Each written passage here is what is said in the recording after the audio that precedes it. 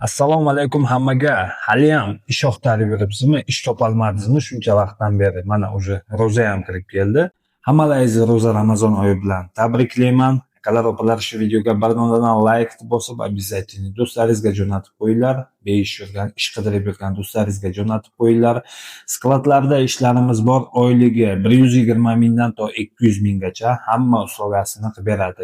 Yotoq joy beradi, registratsiyaga qo'yib beradi, obetingizni beradi, forma beradi, transport beradi.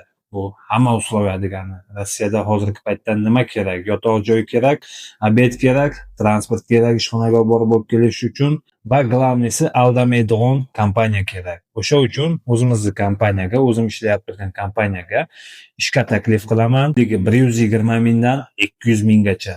Xohlasangiz kunlik ishi bor, xohlasangiz объемga ish bor.